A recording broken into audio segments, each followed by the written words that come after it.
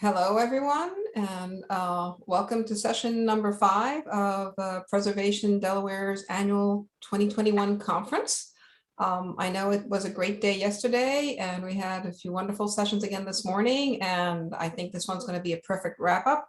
I hope everybody enjoys this presentation as much as I have working with my 3 presenters today. We are going to be talking about historic preservation and disaster planning. This is not a question of if this or when. This is a question where we've all seen it happen. And I think what's particularly interesting in this session is people always focus on the catastrophic, but there are also a lot of things that are happening on a day-to-day basis that we are not aware of that affect all of our coastal and less coastal areas. And we're going to have 3 wonderful perspectives on the topic, going from the bigger picture to some initiatives that are done at the Main Street level, and then to an example on a National Historic Landmark District. So to get going into it, let me present my distinguished panel. You have the details biography in the conference material, but I'll give you a quick overview. Dr. Farrell, who will be starting us off, is a founding member and director of the Richard Stockton College Coastal Research Center, which originated in 1981 to assist local municipalities with coastal environmental issues relating to recurring storm damage and shoreline retreat. With over 30 years of experience now, the CRC has grown into an exemplary organization for coastal zone management. They're assisting federal, state, and municipal agencies and stakeholders. And most importantly, it's a critical resource for New Jersey's 43 coastal communities.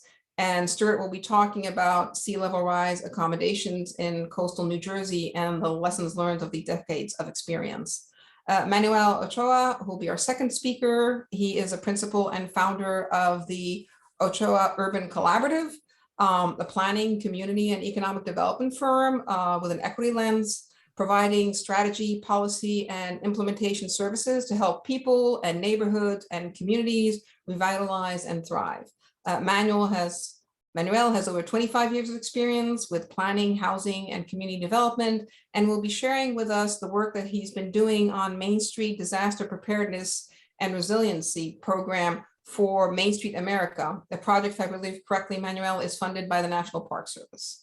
And then you see we've gone from the general to an example done on main streets all over the country to a practical example. Dave Athey is a professional engineer with AECOM. He has extensive experience assisting local governments and communities address resiliencies and sustainability issues. He's been doing that for over 30 years and has recently completed 2 terms on the board of the partnership for the Delaware Estuary. But Dave has also been the city engineer for the city of Newcastle and Old Newcastle's National Historic Landmark District, and has been assisting them in all of their stewardship efforts and addressing these particular questions for many years. He'll bring us up to speed on the many initiatives that have been done in Old Newcastle. So before we get started, I would like to go over just a few housekeeping items. And if you've been assisting the various sessions, you have probably heard this repeatedly, but bear with me. We're going to run through all the presentation first, and we will keep questions at the end of the session. There's a Q&A function. Please don't hesitate to put your questions there. It's at the bottom of the screen. If you're having Zoom or technical issues, please send us a chat in the box and we'll try to assist you. Alex has been a godsend and a gem supporting all of us. And I know that Jay and Tim are also back there from Preservation Delaware. Select presentations will be made available on PDI's website and a YouTube channel following the conference. And then also I'd like to extend my appreciation to Tetra Tech.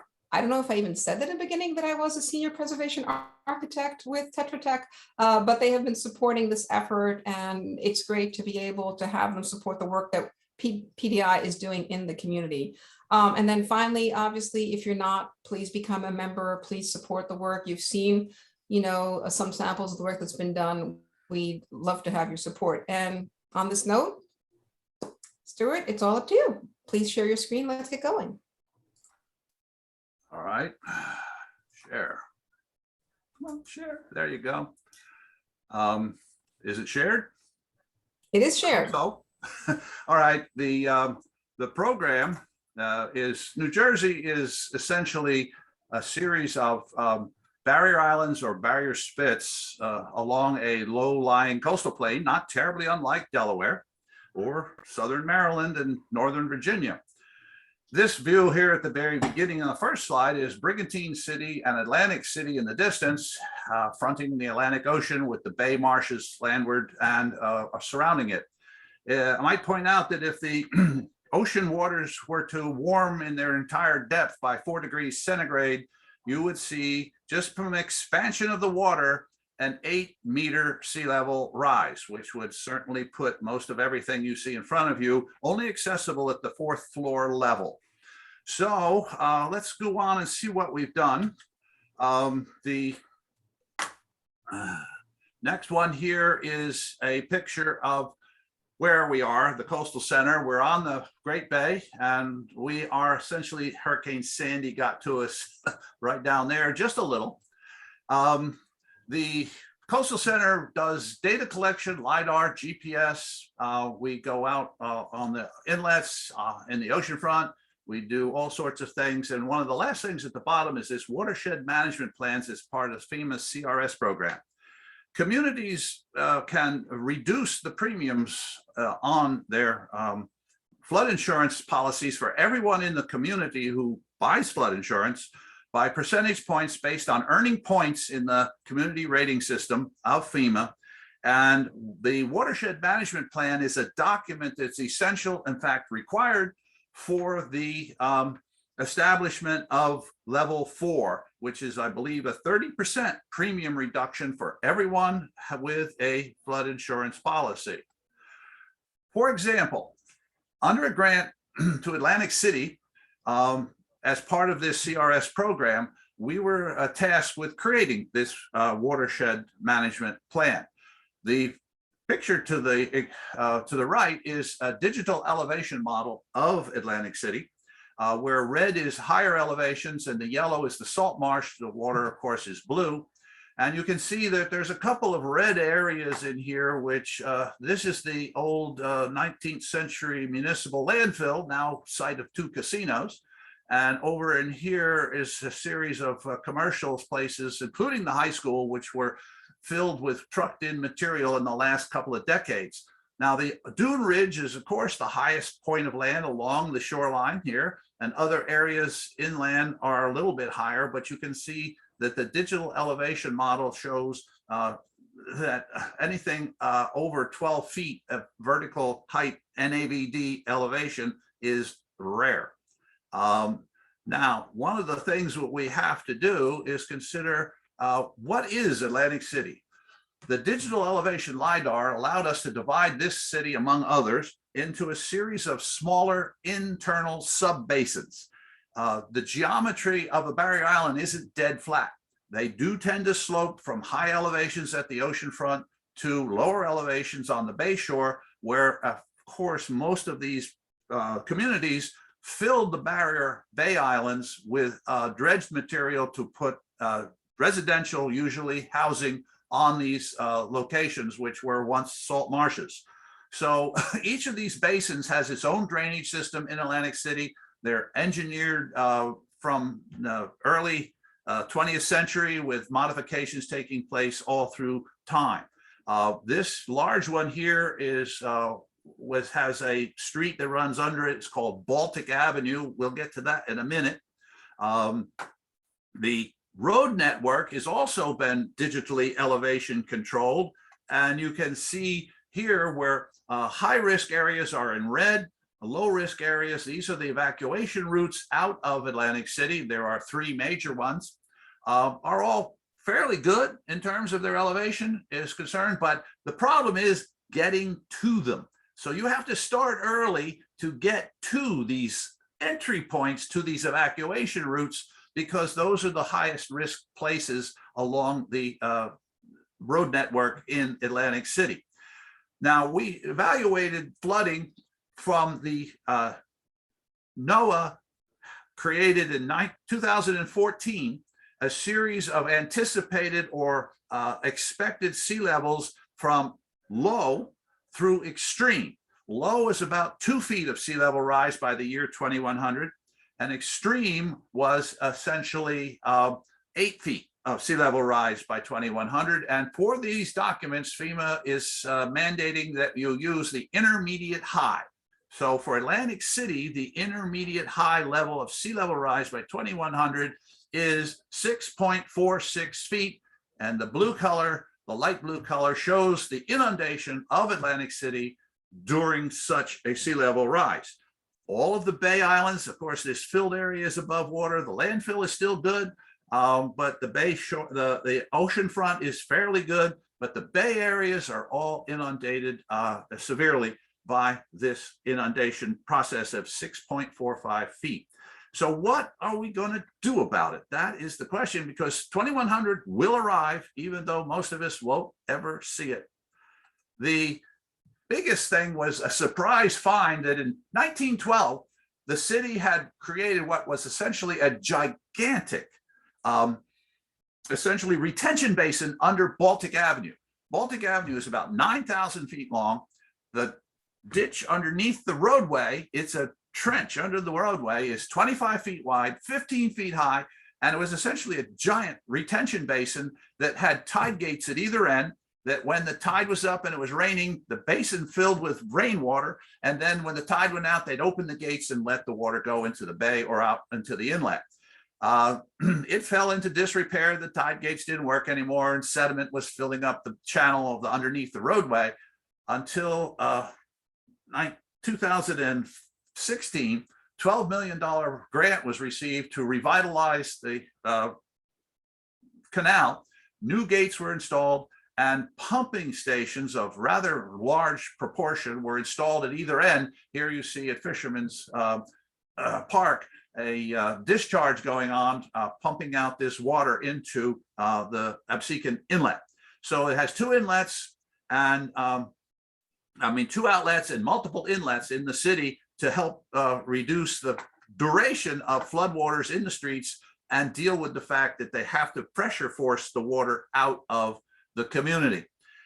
Additional monies have been received in the past 5 years to deal with bulkheads that are around the town, which either don't exist on the bay shore at all or are of terrible physical condition. They're disintegrated, deteriorated, or very low in their surface top elevation of like 4.0 feet NAVD 88.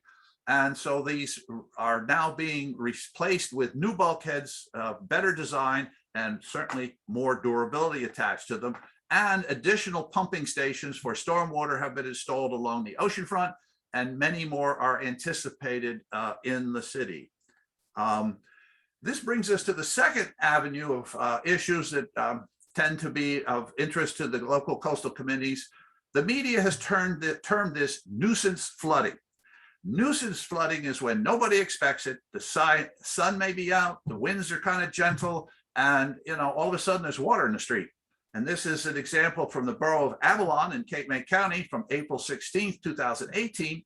The photograph was taken by the borough administrator looking down Bay Avenue on the bay side, which is of course the lowest elevation roadway. This on the bottom right corner is the sensors that we had installed in the storm vaults to measure time, duration, and elevation of the water based on the pressure of the water with things called hobo sensors in each one of 13 storm grates for 18 months. And so this was a program funded by the borough to find out just how often, how long it lasted, and where it was the worst in terms of these things called nuisance floods. So what did we learn? First thing, easterly winds. Don't care if they're northeast, southeast, or easterly. Any prolonged easterly wind over 10 miles an hour will force water into the inlets and stack it up as flow behind the barrier islands, increasing both the elevation and the duration at that level. The other thing is the barrier islands are relatively flat. And so heavy rains discharge a great deal of water on a relatively flat surface. The streets are low gradient. It doesn't flow very fast. And the storm drains are up to 2,000 feet from the discharge point in many cases, and sometimes are a foot in diameter or so. And so getting lots and lots of rainwater out quickly is sometimes difficult. and obstruction and high tidal levels and so on force back pressure to either reduce discharge or eliminate it altogether.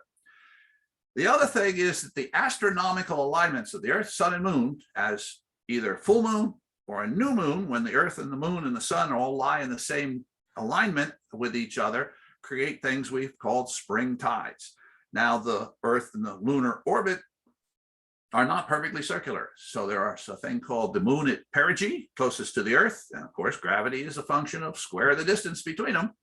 And perihelion is when the Earth is closest to the Sun.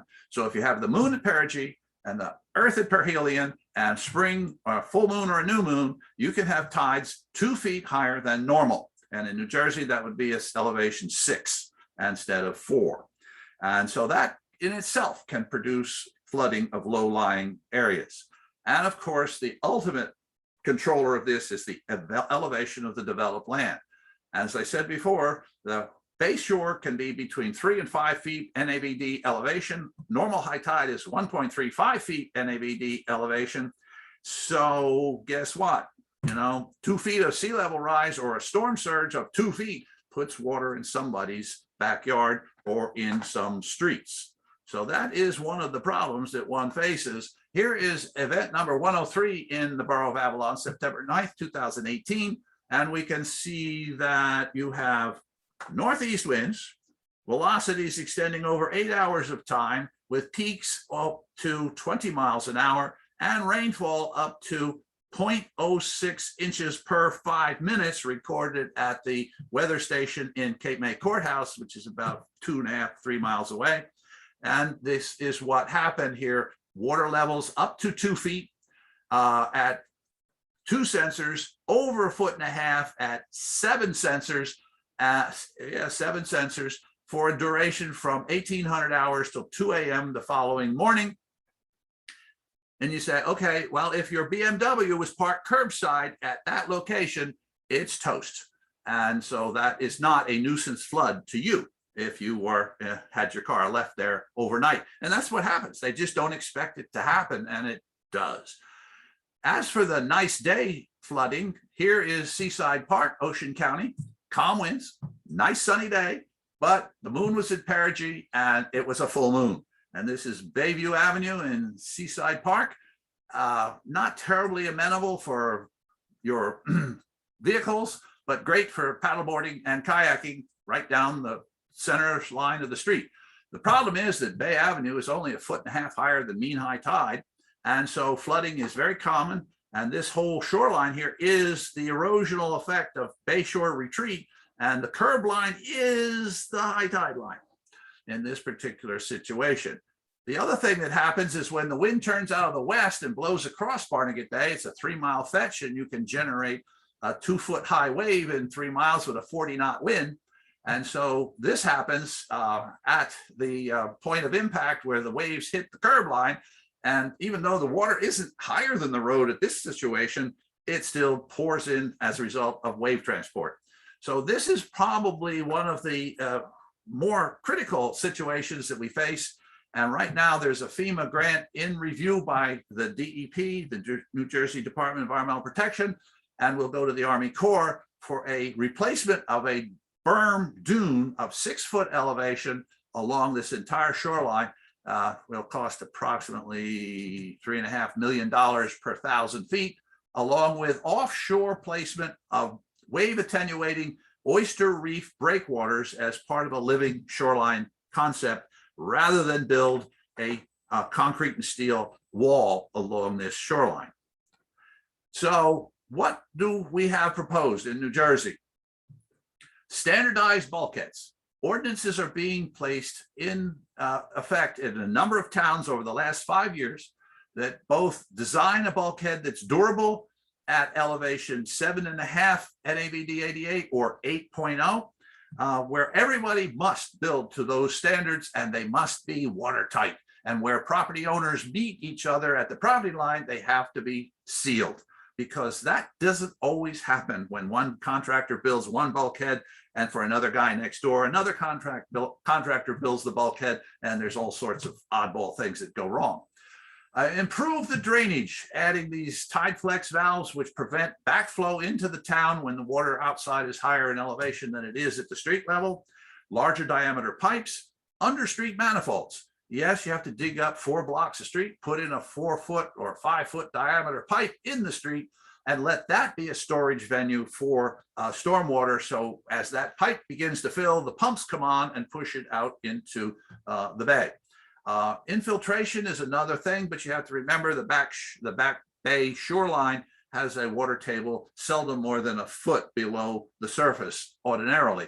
This would work better up on the ocean front where the water table is 5 or 6 feet down for infiltrating at each and every residential or commercial property. The design of stormwater pumping stations is a coming thing in terms of many towns are doing this. Pressurized pumping of stormwater eliminates the tidal back pressure. Unfortunately, the cost for these stations begins at $500,000. So that is something that's going on, though, in almost every New Jersey coastal town. Raise the street elevations comes to mind. It's costly. It's somewhat disruptive during the installation, but it is another avenue where you have to also deal with runoff flooding lower lying adjacent lands, of course. Now the flood dike is the Holland solution, or New Orleans, where you build a sufficient dike around the entire vulnerable property. And this, of course, does create the situation where it has to be failure proof, or else you end up with Hurricane Katrina effect, like what happened in New Orleans several years ago. The big option is raise everything above sea level rise projected elevations. This is quite costly. It requires approximately, to go to elevation 10 on most barrier islands in New Jersey, will cost about 3 million cubic yards per square mile. That's a lot of dirt, and it has to come from somewhere. And there's a lot of square miles along the 127-mile New Jersey shoreline. So this one, of course, is really, really going to be pricey if that is an avenue that's chosen. Then the last one is what nobody wants to talk about. It's essentially managed retreat from vulnerable properties and or conversion of those properties into low development areas which are less flood prone. So those are your alternatives, given that you can't essentially drain the ocean and pump the water somewhere to store it. Here is Sea Isle City, which installed its first pumping station in 2019 at an $800,000 cost. It's shown here as the stairway to the control center, which very thoughtfully was placed above anticipated serious storm surge flood elevation, because 880 volts and salt water kind of get a little sparky if they're come into contact with each other. So that's where the control units are. The pumps are below the traffic cones there in the receiving areas below grade and pump out to the bay. This was done at a cost of $800,000 for this particular installation. A second one is planned for 44th to 47th streets at $2.7 million, going to construction in 2022. There's 3 pumps below the access panels in the foreground, and both Avalon and Stone Harbor are both involved in the communities to the immediate south of Sea Isle. They too have multiple storm water pumping stations in progress or already installed in the case of Avalon. All of which have been created, installed, and paid for in the last decade. So there is going to be a lot of New Jersey flood resilience money focused on this particular avenue of getting the stormwater at least out of town in a much more rapid and efficient manner than letting gravity do the work, especially as sea level rises. And basically, that's about it. We thank you very much for your attention. And if there are any questions, we'll deal with them at the end. Thank you. Thank you so much, Stewart. That was really interesting. And if you would stop sharing your screen, and Manuel's going to pull his up. I think when I saw that, although I'm delighted that Boardwalk Hall in Atlantic City seems to be sort of okay in your map, I think what this really reinforced is this idea that it's not just the big picture. And Manuel, please feel free if you can share your screen. It's not just the big picture, the huge events, but when you talk about the nuisance flooding or the sunny day event flooding, those are the ones that are often the death by 1,000 cuts to historic buildings that are particularly vulnerable because of their materials to the ramifications of what that can do. So great presentation, Manuel. Thank you, Leila. And Oh, and thank let me, you. one quick thing, by the way, I'm sorry, I should have mentioned it in the housekeeping. Both Manuel and David are going to have a few polls. So when the poll comes up, you'll see it on your screen, and please, all participants, just click on the yes or no buttons or the answers, and we'll see in real time what our participants, where they are and where the answers are. Sorry about that. All yours. Thank you. And so thank you for the invitation for today. I'm a consultant to Main Street America, and I actually work with the National Main Street Center many years ago, working in communities around the country. And for those of you who are not familiar with the National Main Street Center, it's a subsidiary of the National Trust for Historic Preservation, and has since been launched off many years ago, still affiliated with the National Trust. And of course, it was created because it was concerned with historic downtown districts across the country. And now so many downtowns are facing what Stu is showing us, whether it's in New Jersey or whether you're in Charleston, South Carolina, where they're elevating buildings, or historic districts and historic communities in Southern Louisiana. So we've been hearing this from communities across the country, and the need for more resources to help them in their downtown. So I'm just going to pull up this quick poll, and just wondering if you have been engaged in your downtown or in your community disaster plan. And that could be your coastal management plan or similar emergency management plan.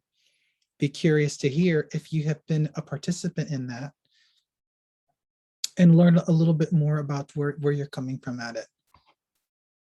So we'll give that about 30 seconds. And I think, Alex, you can sort of track and see the response rate. Yes, we've Thanks so got much. a little over half of the responses back so far. Great. We'll go about 3/4. 75% would be a good. All right. All What are right, we looking? How does it look, Alex? I'm gonna share results here so you all can Ah. see. So the majority of people have answered no, they have not been engaged. Okay, so great. So you're in the right place then, and hopefully this will give you some information on this project that the National Main Street Center, Main Street America, has started with the National Park Service.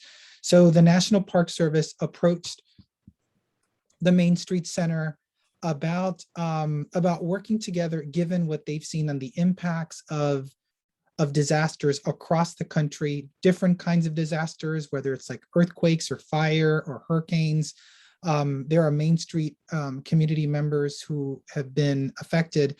And frankly, it's not just for communities that are in the Main Street network, but just downtowns writ large. So whether you're in a business improvement district or your downtown doesn't have anything organized, but maybe a chamber of commerce, and you're thinking about these issues, what plans do your local leaders have? And especially, how is it going to impact your historic resources? So there's definitely a strong need for preparedness and resilience. And I'm going to share with you some information from a survey that we took that really sounds the call for assistance loud and clear.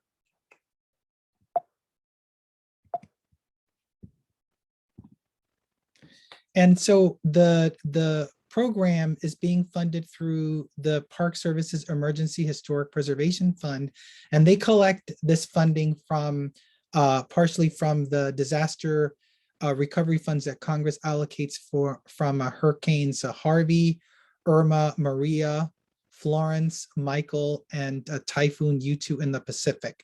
So periodically, this historic preservation fund, so future disasters will also continue to that Congress allocates will continue to be allocated to the fund. But our project in particular gets funded from the allocations Congress set aside from these disasters. So what we're doing, and we started last year, we started in the spring of last year, we have put together a advisory committee of organizations across the country that are interested in this subject, that are partners with us. We have put together national workshops, including one in the late summer, and then another one at the National Trust Pass Forward Conference. And then we'll have another one again in early. We had another one in early 2021, but we're also going to have regional workshops. So given that Virginia is one of the states that we're focusing on, we will have a Mid-Atlantic one. So certainly we'll extend the invitation to those in the state of Delaware who are interested.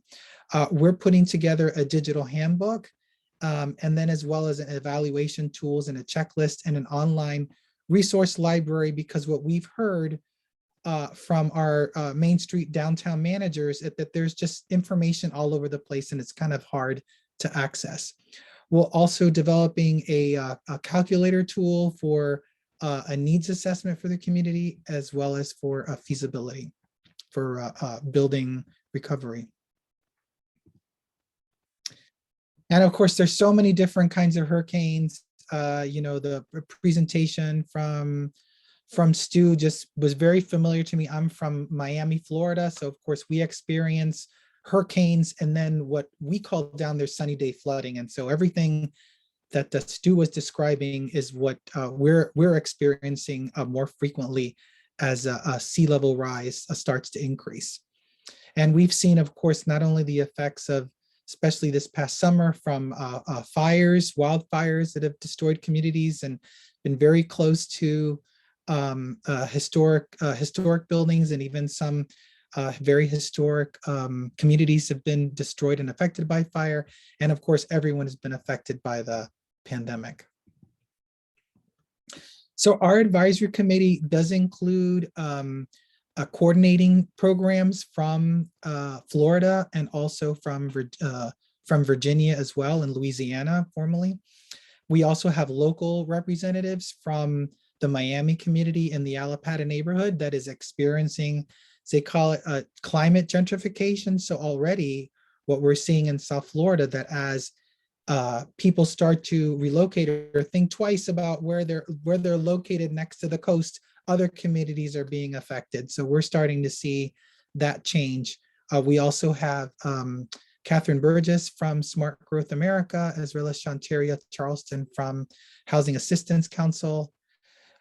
We have representatives from the Texas Historical Commission, LISC, which is a affordable housing intermediary, California Main Street, and also from Puerto Rico, and then as far away as Guam, and also Enterprise Community Partners, and Jan Opper, who is a specialist from many years, having retired from HUD, but he's a specialist in disaster recovery, as well as the National Association for Latino Community Asset Builders, the National Trust, and Louisiana Main Street.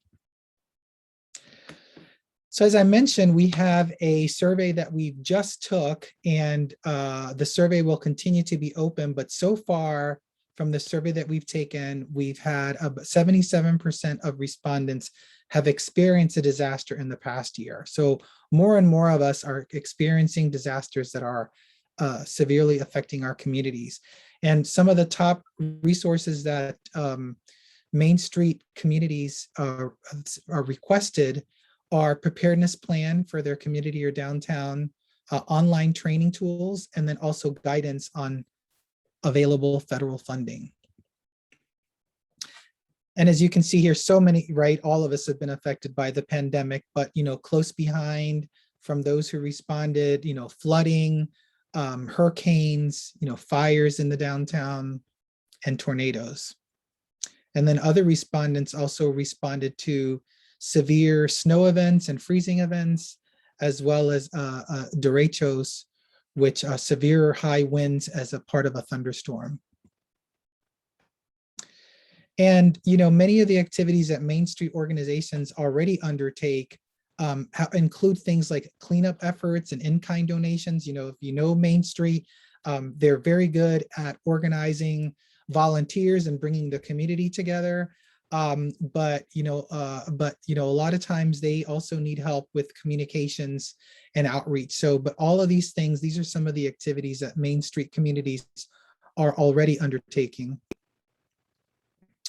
But like many of you, many communities do not have a disaster plan in place. So about 20% of respondents said they did have one, and another 20% said they have one currently in progress, but almost 60% don't have one, and that's very typical. So that's one of the things that we're considering is how can we make it easier for a community to prepare a disaster plan for their downtown.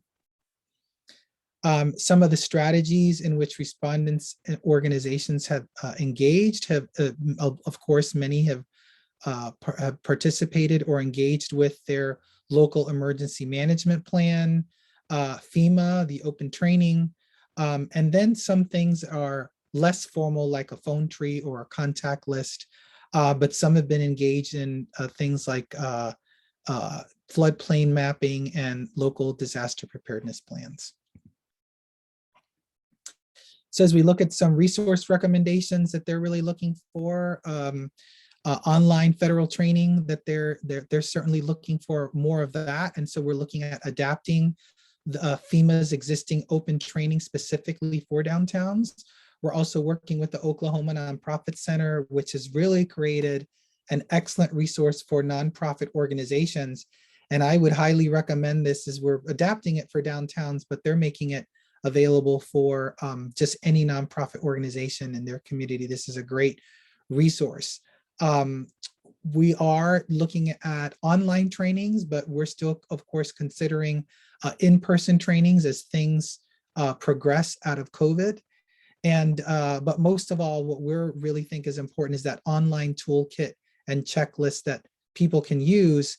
And then high on the list that people are looking for is that peer-to-peer conversation where downtown managers can talk to each other and share.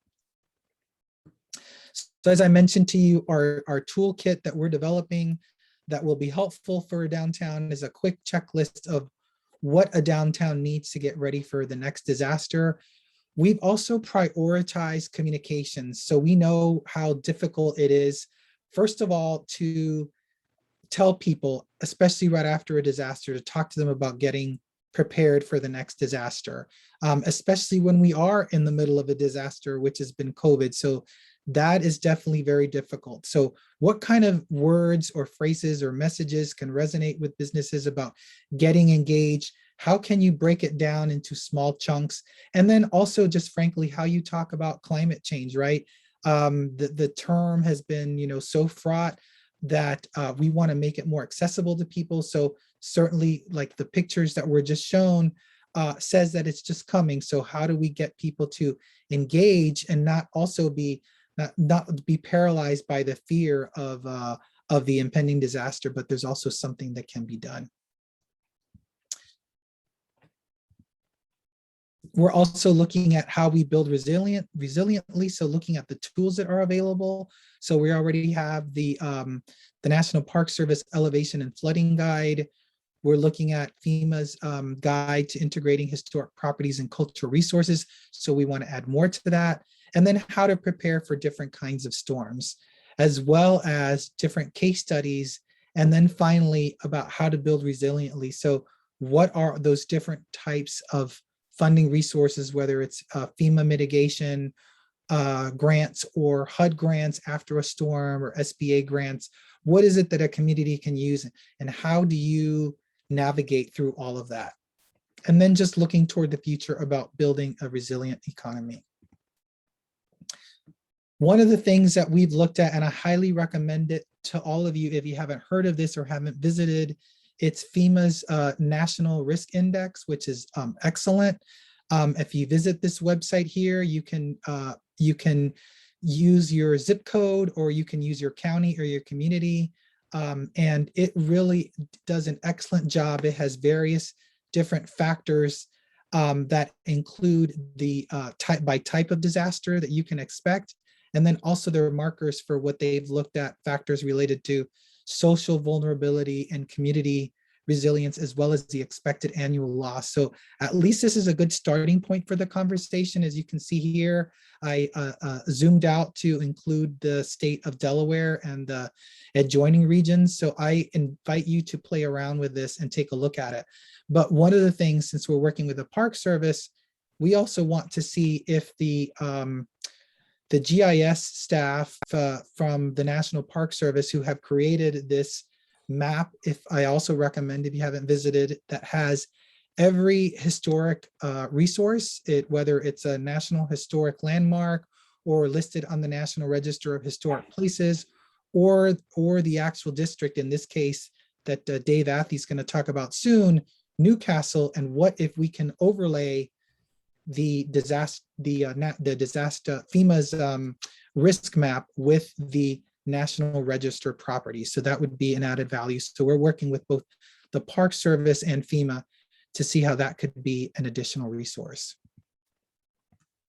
And just quickly to share with you just some case studies about that we've looked at that we want to share. So we've looked at a few places. So we've looked at Denham and also Hagåtña in Guam, and a small community in Florida, Chattahoochee. And in this case, trying to find out lessons learned that can be shared with other communities so that people don't have to reinvent the wheel. And Denham Springs in Louisiana was actually hit by a unnamed, unpredicted storm. It was like an extratropical storm that dumped over 30 inches of rain in 20 hours. So it was really catastrophic flooding. Luckily, the mayor had participated in a FEMA training, which the mayor categorizes as worth its weight in gold. But both the mayor, Gerard Landry, and the Main Street director, Donna Jennings, led recovery efforts, working together with city employees and volunteers to not only help rescue folks, but also create centralized areas for accessing free food and supplies. And then once the recovery efforts and the funding came in, also they the Main Street organization played an important role as a connector with the community, and also an interpreter, trying to interpret through all the rules and regulations, and also just creating just some of that mutual aid, that neighbor to neighbor help. So through these efforts, Denham Springs created a disaster preparedness plan called Denham Strong, and they have also hired a full-time emergency management staff person, as well as a permanent certified community emergency response team. So those were some good outcomes from that disaster.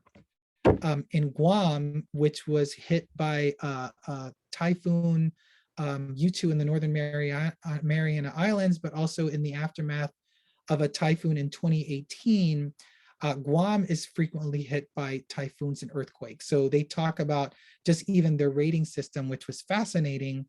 They don't just only talk about, like we traditionally do, about category 1 storms or category 2, but also the expected response, which so whether or not they need to go basically on lockdown because it's an extreme typhoon, or whether they just need to get ready for some flooding and just be prepared to stay at home for a few hours. So I thought that was fascinating. And of course, they have generations of experience with typhoons.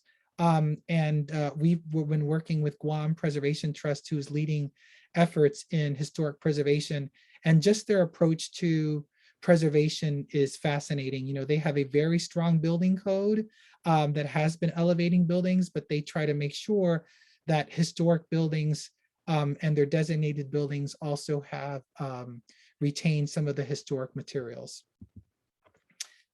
This small community in Florida called Chattahoochee, which is about 3,600 in the Panhandle, was significantly hit by Hurricane Michael and a significant wind damage.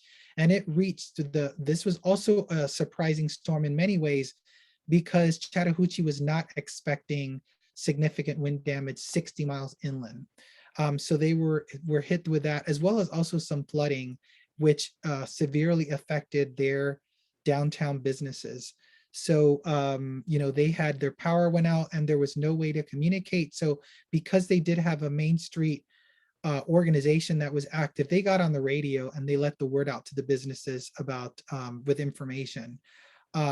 There was a huge impact to the area, and they were able to set up different points for mutual aid so that people could get the help that they needed. The Main Street organization took charge and they organized supplies, and they also helped with accessing funding and helped each of the businesses with the application process.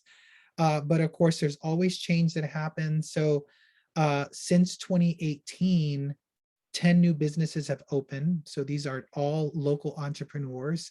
And Main Street is still leading the effort to develop more green space and their river landing, as well as some outdoor recreation and trail developments that they can take advantage of some potential tourism. And they were named, as you see here, one of the Main Street of the Month by the Florida Secretary of State. So that is a quick overview of the program. And here's my information as well as the information from our two colleagues or the team that Hanamira Friedland, who's the Senior Membership and Program Assistant, and Lindsay Wallace, who's the Director of Strategic Projects. And so we've been working very closely together and are looking and planning for our next regional workshops. The first one is likely to be in Baton Rouge, Louisiana in January. And so look out for more information from us on workshop in the Mid-Atlantic area and information about the toolkit in the future. So with that, I will stop sharing. Great. Thank you so much, Manuel. And yes, PDI, again, we will keep everybody informed. We'll be staying in touch, and if there's anything that happens with, the Mid-Atlantic region, we'll make sure both one to be involved and two to distribute to the PDI community and beyond. And while Dave is going to be bringing up his presentation, I think this really shows the questions we had talked about as a panel, like short from taking a ginormous pancake, spatula and lifting all these coastal areas, there are going to be some hard decisions and there's a lot of planning involved. And hopefully this sparks the conversation. So Dave, the floor is all yours. All right. And again, everybody, there are going to be a couple of polls. Please respond and do put your questions in the Q&A. Yep. Great, thanks. And Layla, I definitely want to thank you for giving me that highly sought after last presentation of the day, and knowing I'm the only thing between participants in their weekend, but we'll make the best of it. We are worth it, and we should be fine. We should be fine. We have some time for Q&A, and we'll keep everybody with us because it's really interesting. No, it's been, I think everybody's going to find you did a great job. The three of us, I think, are going to complement each other real well in our presentations. As Layla indicated, I've been fortunate, Dave Athey from AECOM, I've been fortunate to have been the city engineer in Newcastle for now just a few months shy of 20 years. It's been a really great run. I've been very fortunate that I have a client in Newcastle, not just the city administrator, but various elected officials that have always been very interested in the real big picture, long-term consequences, and perhaps most fortunate that I've identified some funding sources and had some pretty good luck getting some grants that the costs to Newcastle for everything I'm going to talk about this afternoon have really been offset significantly by other funding sources. So. And why isn't there it goes. So what I'm going to talk about this afternoon, just give some background and some setting about Newcastle, describe some of the prior and ongoing actions. Most of my time will be the 4 reports that have all happened really over the last several years, and then kind of tie it all back together with some future activities. With that, I think Layla mentioned I had 3 polls. If we could maybe bring the first one up just to gauge it might be a little bit similar to the one that Stewart asked, that Manuel asked.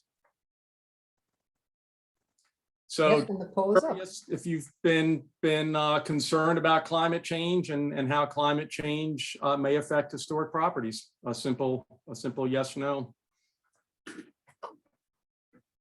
Give it a couple of seconds. Mm-hmm.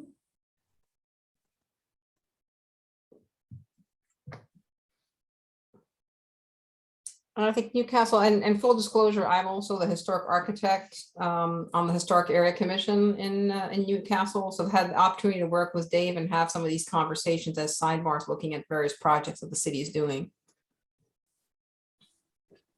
Alex, how are we doing on the responses? So we've got about 70% of folks have Oh. participated. Okay, Great. why don't we go ahead and, All right, Sure. go ahead and share the results. Can y'all see that? oh, great, okay, Yeah. Very much concerned. or very thinking of- great. timely. Okay, so I think everybody on the call is probably aware where Newcastle is located, but if you thought about it at Battery Park, that's right where the river transitions into the Delaware River into the Delaware Bay.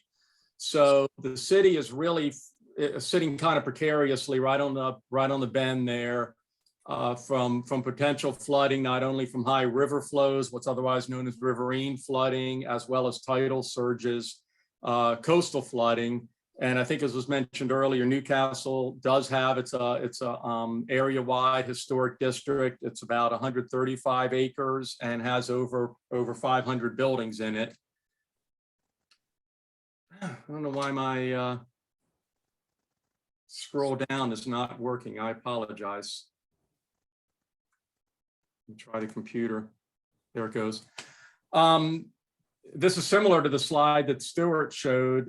This is a DENREC presentation that's showing what they feel is a highly likely scenario of about a 2-foot sea level rise by 2100, going as high as about 5 feet by 2100. A lot of uncertainty with that, but as one can imagine, that could have some pretty dire ramifications.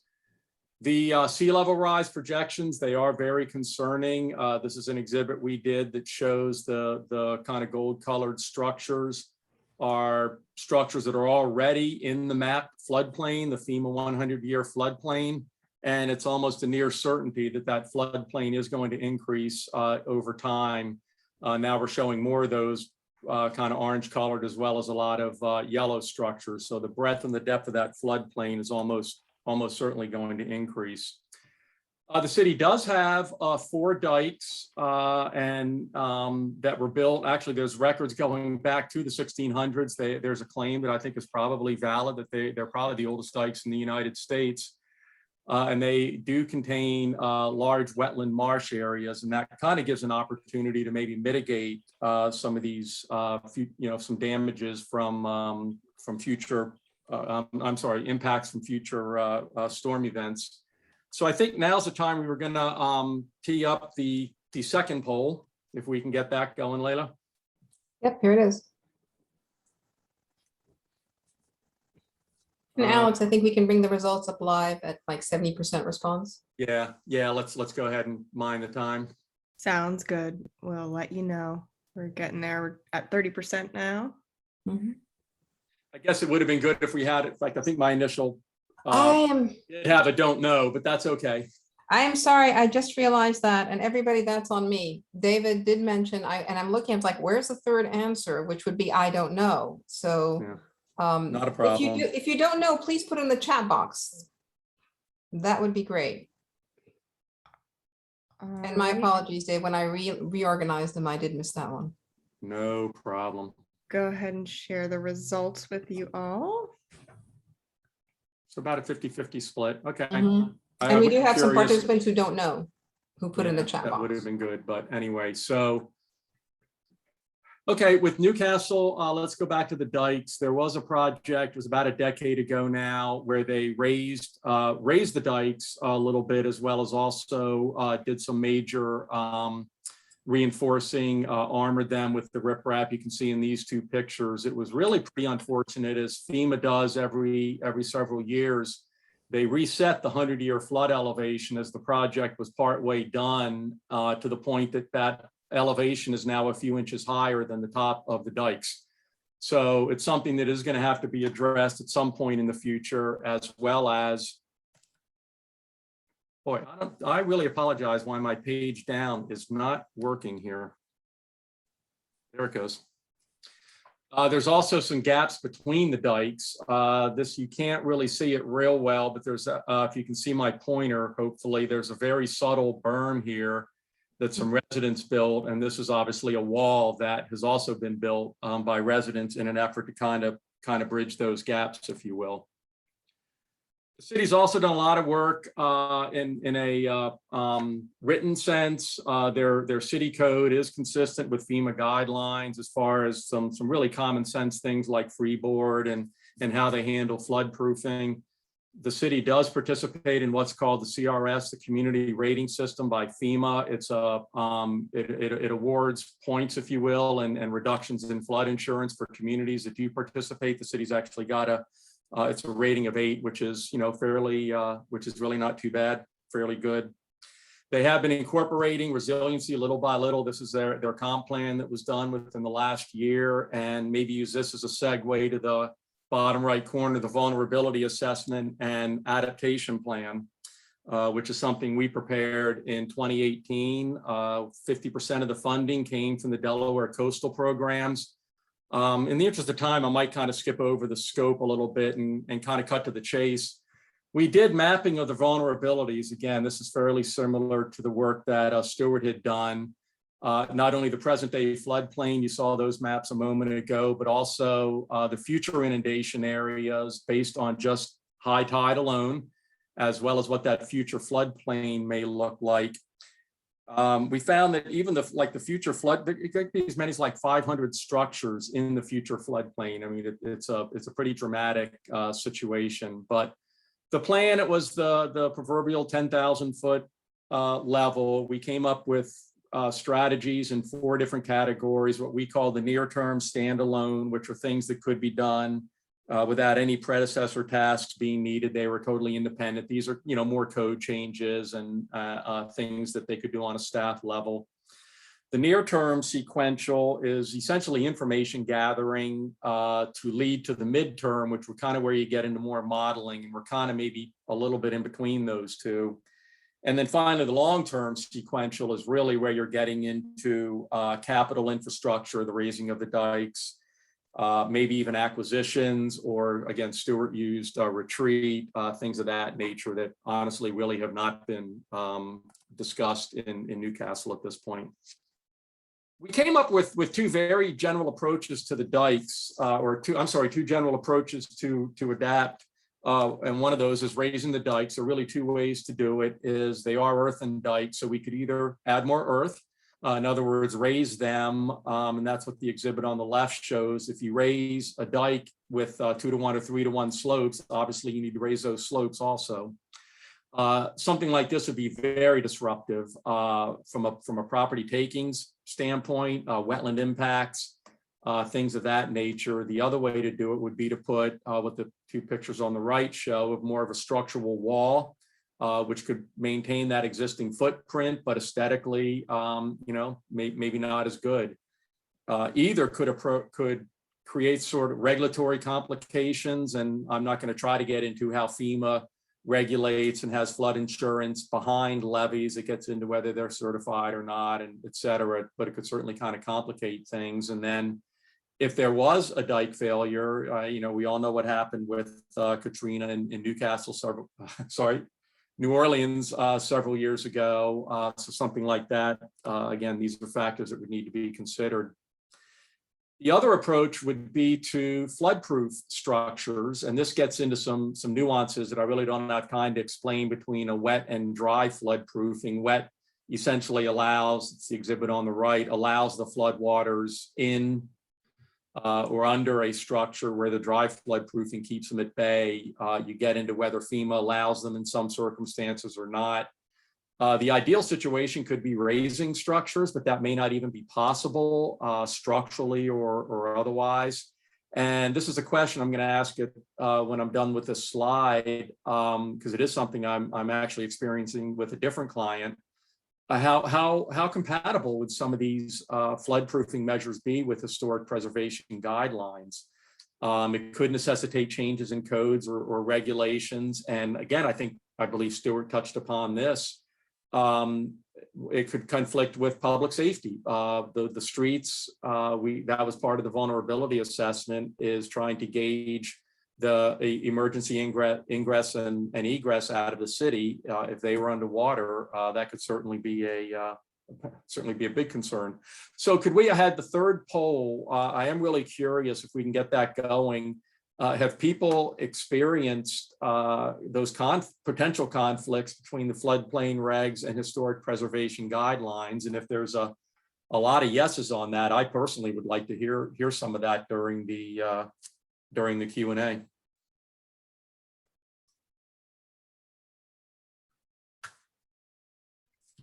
All right, we've got about half of the folks participating so far. Give it another few seconds.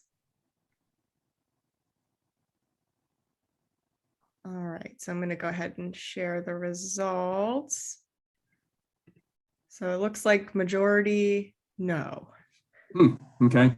I guess again, with hindsight, would have been good if is anybody aware of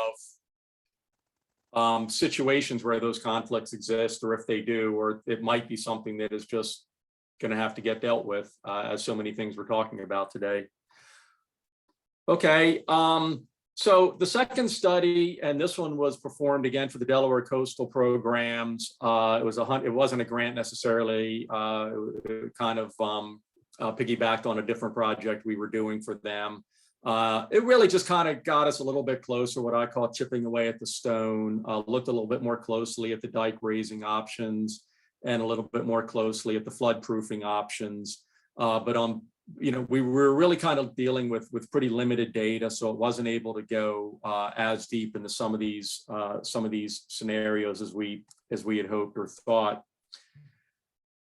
Within the last few months, this one again with the Delaware Coastal Programs, 50% funding. It's what they call the Resilient Community Partnership. That's how the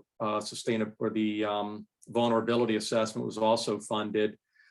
We did in partnership. I think Layla mentioned during the introduction. I actually at the time of the application was on the board of the partnership for the Delaware Estuary. I've since had to unfortunately cycle off due to the mandated term limits, but brought them on for their expertise in coastal wetland work. And this slide essentially is the work that they did.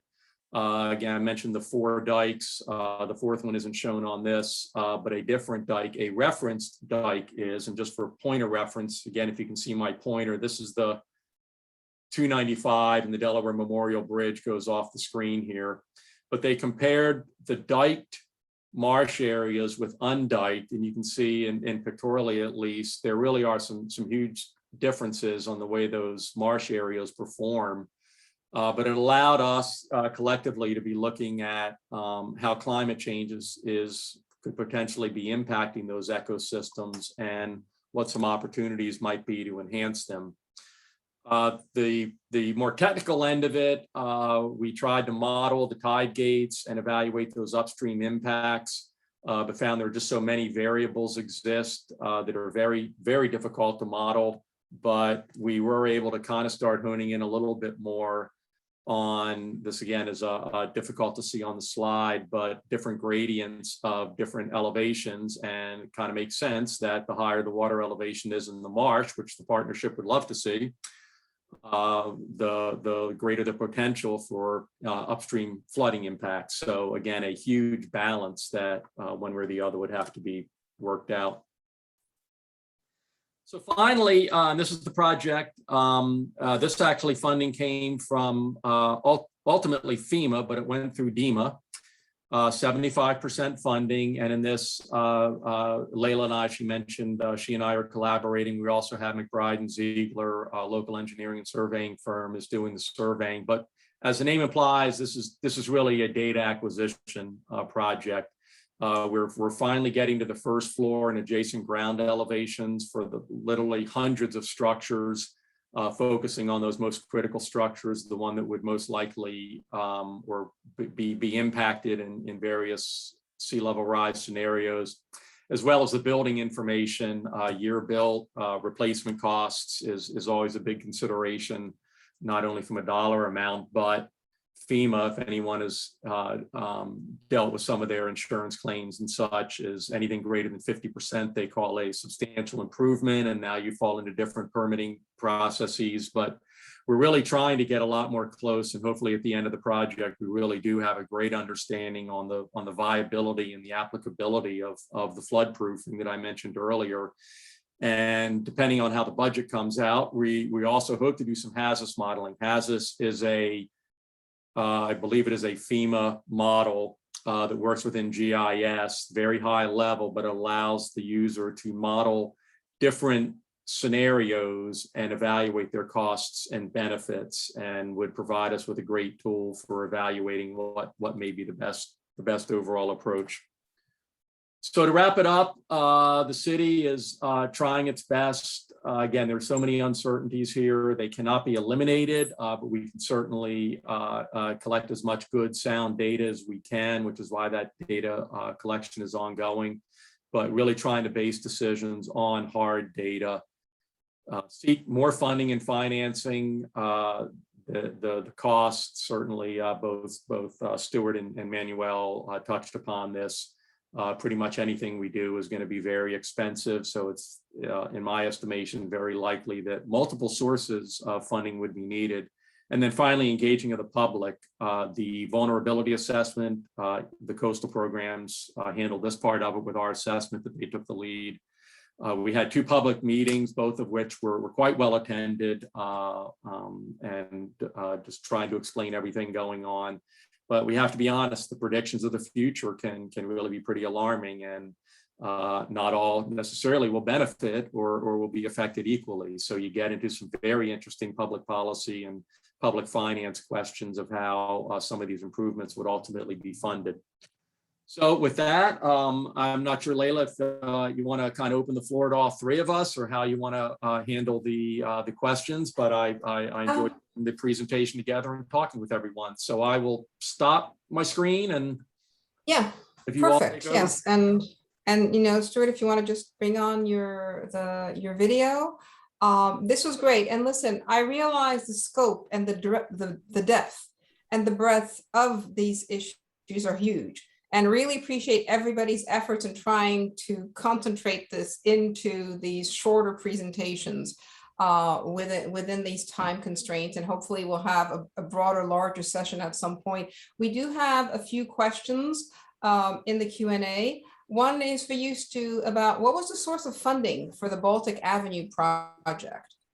Well, in 1912, I have a funny feeling it was entirely municipal, given that there was no FEMA and there was no, well, there was an Army Corps of Engineers. They might have had something to do with it, but I don't know.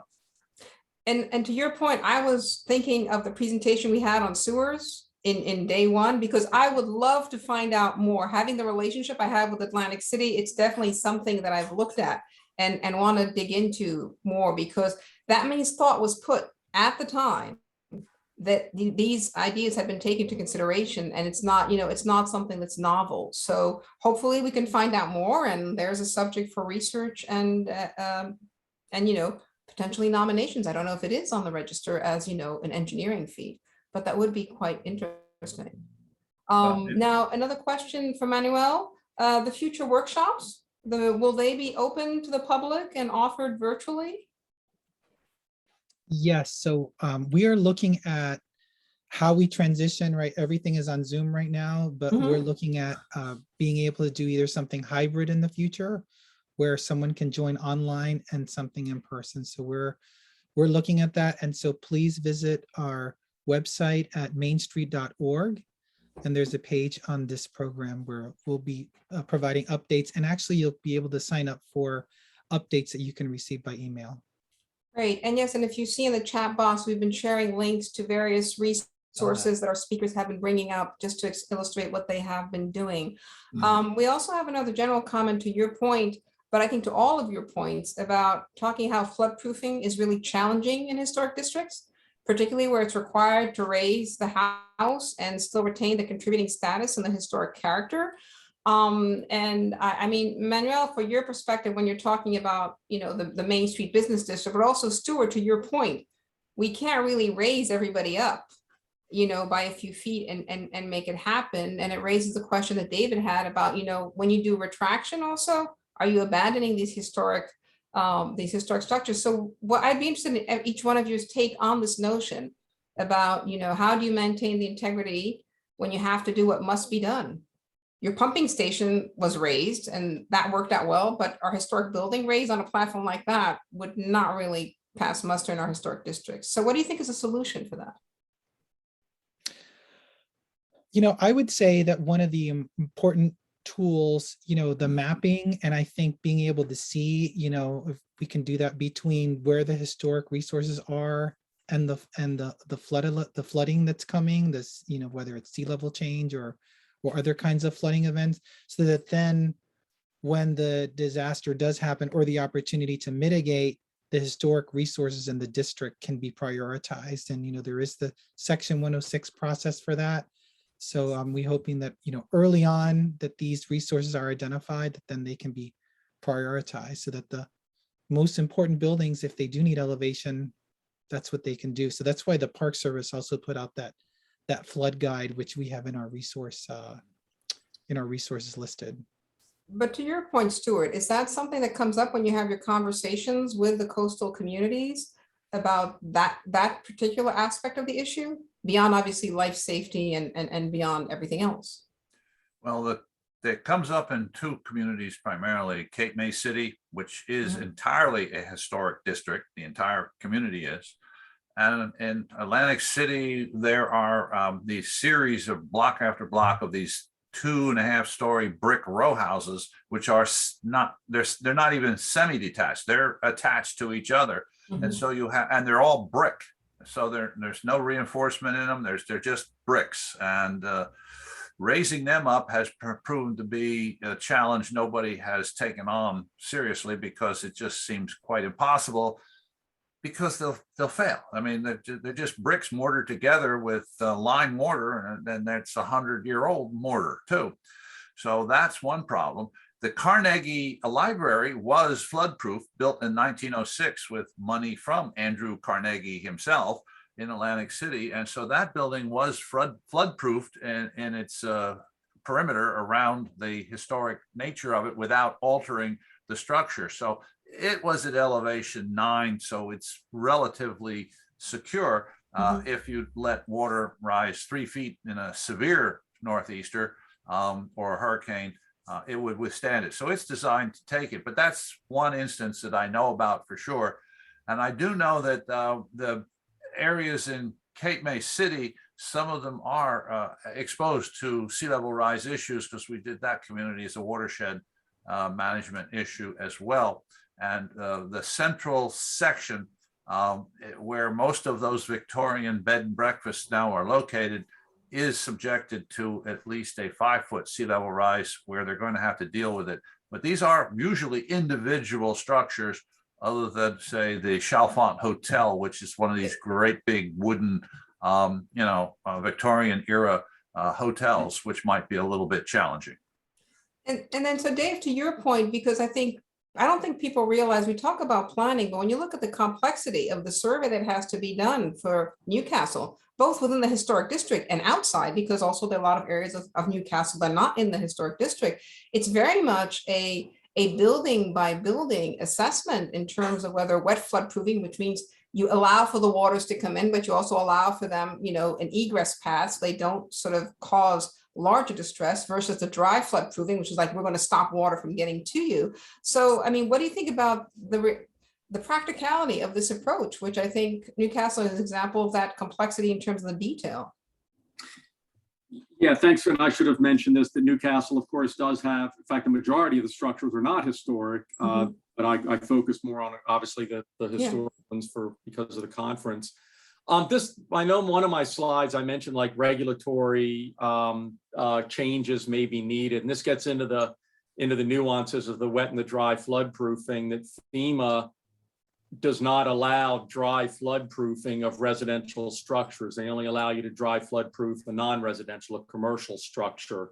So if you have a situation where you cannot raise a structure, if say the flood elevation is at 10, but the floor elevation is at 8 or 9, if that first floor is that the low habitable floor, you don't want the flood water coming in. So I guess I'm kind of curious, and this could be 10 or 20 years out in the future, if sooner or later they may allow the dry flood proofing, the gates and things of that nature to be used in residential. Of course, you then get into enormous structural analyses that are needed. And obviously you get 3 or 4 feet of water against a wall or a barrier. That's 3 or 4 feet of hydrostatic pressure. That's just an enormous load that clearly none of these buildings were designed to withstand. So no, it's going to be really interesting to see how it all plays out.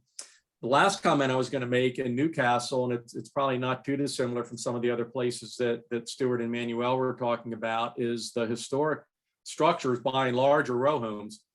So this also gets into how would it be funded, and say you have a homeowner with substantial means that says, well, I'm going to get ahead of the curve on this. I'm going to raise my structure. You can't have 6 homes in a row and raise the middle one. That would not pass hack review. There's all sorts of Yeah, it's very interesting scenarios are going to play out here. Take a visit to Charleston to see what they're doing, and it's and you can see that already taking place. So that would be like a good example to look at. It's like some of them are going up and some of them are staying at their original level. So it's interesting to see how that's going to play out. It's also interesting from the preservation perspective philosophy, because, guidelines are all about streetscape and scale. And if somebody says, well, but you're historic and I want to raise it to protect it, so you're allowed to raise it, and suddenly you're sticking out clearly outside of the original alignment, which was the intent and the scale. I think that's going to be fascinating. I mean, I thank you so much. I know we're already like a few minutes over and we could keep on going. The topic's just really, really fascinating, but I want to be cognizant of people's time who've joined us. I also want to thank our speakers. This was a great panel. I hope you all have realized that I shall be circling back to you for deeper conversations about some of the issues that you've raised, because there is also a huge issue about when we start talking funding, we also start talking about equity, we also start talking about all the ramifications that are critical, and hopefully that would be maybe a broader session where we could take the time to delve into all of that. But thank you for all the attendees. Thank you so much for your time, for your presentation. We will be adding, there's some resources that we'll put in the chat box as we get along on some of the items that were talked about by our presenters.